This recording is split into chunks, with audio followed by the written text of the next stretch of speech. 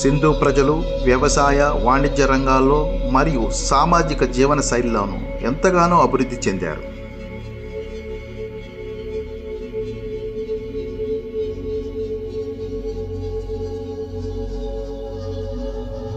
నాటి సింధు నాగరికత ప్రజల సామాజిక జీవన శైలి యొక్క ప్రభావం నేటి భారతదేశ జీవన శైలిపైన ఎంతగానో ప్రభావితం చేస్తుంది.